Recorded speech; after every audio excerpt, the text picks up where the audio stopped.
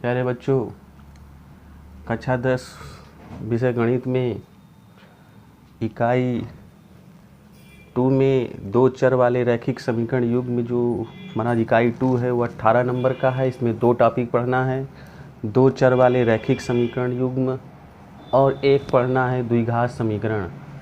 इकाई 2 18 नंबर का चैप्टर है। तो इसमें पहला चैप्टर आता है दो चर वाले रैखिक समीकरण युग्म। दो चर का मतलब होता है कि ऐसा समीकरण जिसमें दो चर हो और वो रैखिक हो, उनका घात एक हो, उसे हम दो चर वाला रैखिक समीकरण कहते हैं। और उन अगर उनमें दो समीकरण हो तो उसे हम रैखिक समीकरण युग्म कहते हैं। अब वो एक्स वाई के फॉर्म में भी हो सकते हैं, पी क्यू भी हो सकता है, यू भी हो सकता है या एस टी भी हो सकता है। उनको हल करने की दो विधि होती है, बीजगणितीय विधि और ग्राफीय विधि। बीजगणितीय विधि और ग्राफीय विधि।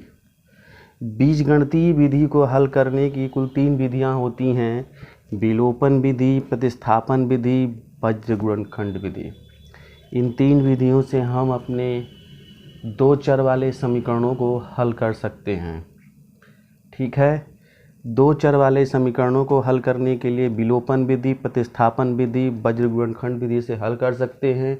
इम्तहान में पूछता है कि दिए गए समीकरणों को, दिए गए रैखिक समीकरणों को विलोपन विधि से हल कीजिए या प्रतिस्थापन विधि से हल कीजिए या वज्र गुणनखंड विधि से या ग्राफीय विधि से हल कीजिए।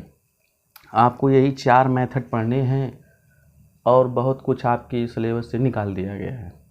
तो इसे नोट करें, फिर मैं आपको बताऊं कि सवाल विलोपन विधि से कैसे हल करते हैं। ठीक है,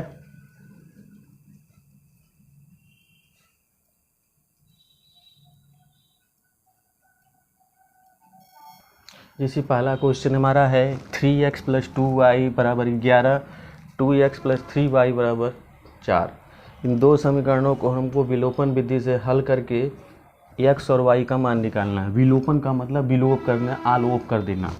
मान लेते हैं ये समीकरण नंबर 1 है और ये हमारा समीकरण नंबर 2 है। ठीक है, अब हम करेंगे क्या कि समीकरण 1 और 2 में अगर y का मान निकालना है तो x को विलोप करना होगा, और यदि x का मान निकालना है तो y को विलोप करना होगा। ये विलोप तभी होंगे जब इनके गुणांक आपस में बराबर होंगे। मान लीजिए हमें x का मान निकालना है तो y को विलोप करना होगा। विलोप करने के लिए y के गुणांक का गुणा समीकरण नंबर 1 में करेंगे और y के गुणांक 2 का गुणा समीकरण नंबर 2 में करेंगे। यानी गुणांकों का गुणा अलग अदला बदली करके हम बराबर कर लेते हैं। जैसे 3 का गुणा इसमें करेंगे तो ये 6 हो जाएगा, इस 2 का गुणा इसमें करेंगे तो ये भी 6 हो जाएगा। तो हम लिखेंगे कैसे? हम लिखेंगे समीकरण 1 में 3 से गुणा करने पर, फिर समीकरण नंबर 2 में 2 से गुणा करने पर। और चूँकि समान चिन्ह है, जब चिन्ह समान हो, प्लस प्लस हो तो हम घटा देते हैं, माइनस माइनस हो तो घटा देते हैं।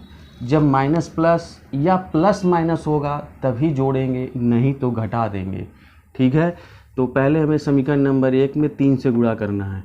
तो 3 से जब गुणा करेंगे तो 3 3 का 9, 3 दूना के 6 और ये हो जाएगा 11 तिया 33। अब हम समीकरण 2 में 2 से गुणा करेंगे, 2 दूना के 4, 2 तिहाई 6 और 2 से करेंगे तो 2 चौके। हमें घटाना है और घटाते समय चिन्ह क्या होते हैं? बदल जाते हैं, माइनस माइनस माइनस। अब ये प्लस माइनस हमारे कट गए। 9 में से 4 जाएगा तो 5 आएगा, 3 में से 8 जाएगा, कितना बचेगा? 5। 13 में से 5 गया, 8 गया 5, यहाँ कितना बचा? 2। x बराबर निकालेंगे, आएगा 25/5, काट देंगे तो हमारा हो जाएगा 5। कितना हो जाएगा? 5। अब इस x का मान हम किसी भी समीकरण में रख देंगे, चाहे 1 में रख दें चाहे 2 में रख दें, रख करके y का मान निकाल लेंगे। आइए सबसे पहले हम समीकरण नंबर 1 में देखते हैं। समीकरण नंबर 1 से, समीकरण नंबर 1 लिखा हुआ है हमारा 3x + 2y = 11। हम x की जगह पर लिखेंगे 5, यह हमारा हो जाएगा 2y = 11। हमें अच्छी तरह से मालूम है कि 5 तिहाई 15 हो गया, प्लस 2y = 11। हम 15 को उठा करके बराबर के दूसरी तरफ ले जाएंगे वो हमारा माइनस में हो जाएगा। क्या हो जाएगा? माइनस में हो जाएगा। अब ये हमारा हो गया 2y बराबर -4। y बराबर निकालेंगे, आएगा -4/2। काट देंगे तो y बराबर हो जाएगा -2। इस प्रकार से हमको क्या मिल गया? x का मान आ गया 5 और y का मान आ गया -2। x का मान 5 आ गया, y का मान -। अब हमारा उत्तर सही है गलत है इसके लिए हम करेंगे क्या? इस मान को उठाकर अपने समीकरण में रख लेंगे और रख कर उत्तर की जांच भी कर लेंगे। ठीक है, कैसे करेंगे? आइए समीकरण नंबर 1 से देखते हैं। x की जगह पे आपको क्या लिख देना है? 5 लिख देना है, क्योंकि x बराबर आप क्या लाए हैं? 5 लाए हैं। और y की जगह पर आपको -2 लिख देना है। y की जगह पर -2 लिख देना है। यह हमारा 5 तिहाई 15 -4 बराबर 11 हो गया। 11 बराबर, जब लेफ़्ट और राइट बराबर हो जाएगा तो हम समझ जाएंगे कि हमारा सवाल क्या है? सही है। ये क्या था? उत्तर की जांच। ये क्या था? सलूशन। कौन सी विधि? विलोपन विधि। विलोपन विधि से इस सवाल को हल किया गया। ठीक है, उतार लीजिए इसको।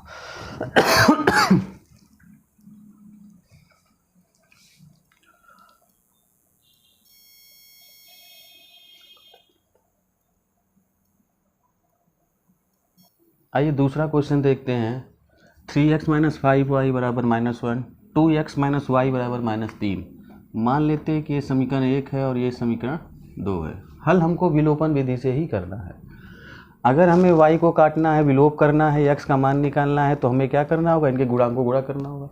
समीकरण नंबर 2 में y का गुणांक 1 है, तो 1 का गुणा उसमें करेंगे और 5 का गुणा इसमें करेंगे। गुणांक आपस में बराबर हो जाएंगे। चूँकि दोनों समान चिन्ह हैं, इसलिए हमें घटाना होगा। तो हम करेंगे क्या? समीकरण नंबर 1 में 1 से गुणा करेंगे और समीकरण नंबर 2 में 5 से गुणा करेंगे। भाई 5 का गुणा इसमें करेंगे और y के साथ कोई है नहीं, इसका मतलब 1 है, 1 का गुणा उसमें करेंगे। ठीक है, अब समीकरण नंबर 1 में अगर 1 से गुणा किया जाए तो वही समीकरण प्राप्त होगा, उसमें कोई परिवर्तन तो होगा नहीं। अब अगर हम 5 का गुणा इसमें कर देंगे तो 5 दूना के 10, 5 एकम 5, 5 तिहाई 15। और घटाते समय चिन्ह क्या होते हैं? बदल जाते हैं। जहाँ माइनस होता है वहाँ प्लस हो जाता है, जहाँ प्लस होता है वहाँ माइनस हो जाता है। अब ये देखिए 10 में से 3 जाएगा, 7 बचेगा। चूँकि 10 बड़ा है, इसका साइन माइनस है, इसलिए हम क्या लगाएंगे? माइनस लगाएंगे। अब ये तो हमारा कट गया, बराबर 15 में से 1 जाएगा, क्या बचेगा? 14 बचेगा। चूँकि हम देख रहे हैं 15 का चिन्ह प्लस है, इसलिए यहाँ क्या लिखाएगा? प्लस। अब x बराबर निकालेंगे, क्या आएगा? 14 माइनस, और x बराबर निकालेंगे तो क्या आएगा? -2। अब x बराबर -2 हम क्या करेंगे? समीकरण नंबर 1 या 2 में रखेंगे। तो आइए हम समीकरण नंबर 1 से चलते हैं। जब हम समीकरण नंबर 1 से चलेंगे तो क्या लिखा हुआ है? 3x - 5y बराबर -1। और हम क्या करेंगे? जहाँ पे x लिखा था वहाँ -2 लिख देंगे। इस प्रकार से हो गया -6 - 5y बराबर -1। -5 अपनी जगह पर है, -1 + 6 हो जाएगा, क्योंकि -6 जब उठकर बराबर के दूसरी तरफ जाएगा तो +6 हो जाएगा। इस प्रकार से ये हो गया -5y बराबर 5। 6 में से 1 गया तो 5 बचेगा। क्योंकि 6 बड़ा है, उसका चिन्ह प्लस है, यहाँ भी प्लस आएगा। हम y बराबर निकालेंगे, हो जाएगा 5/-5। काट देंगे, y बराबर कितना हो जाएगा? -1। इस प्रकार से हमें x का मान क्या मिला? -2, और y का मान क्या मिला? -1। तो इस प्रकार से हम अपने क्वेश्चन को हल कर सकते हैं। अगर चेक करना हो आंसर, तो आंसर चेक करने के लिए क्या करेंगे? फिर जाएंगे समीकरण नंबर 1 या 2 में। लिखा है 3 गुणे x की जगह -2 लिखेंगे और y की जगह -1 लिखेंगे, बराबर -1। ये हमारा हो गया -6 + 5 = -1। क्योंकि माइनस का गुणा प्लस में करोगे तो माइनस आएगा, माइनस प्लस हो जाएगा। 6 में से 5 जाएगा, -1 बराबर -1। 6 बड़ा था, उसका चिन्ह माइनस था, इसलिए क्या लगाएंगे? माइनस लगाएंगे। इसलिए देखिए लेफ्ट और राइट क्या हो गया? बराबर हो गया। तो इस प्रकार से ये हमारा विलोपन विधि से सवाल हल हुआ कि हमने क्या किया? समीकरण 1 और 2 को लिया, 5 का गुणा समीकरण नंबर 2 में करके दोनों को घटा दिया, और जैसे ही घटाया ये हमारा y वाला कट गया, क्योंकि दोनों समान पद थे। और x वाला आपस में घटा तो आया -7x। चूँकि 10 बड़ा था, उसका चिन्ह माइनस था, इसलिए हमने माइनस लगाया है। इधर 15 बड़ा था, उसका चिन्ह प्लस था इसलिए यहाँ पे प्लस आया हुआ है। 7 उठ कर इधर आएगा, कटेगा, -2 होगा।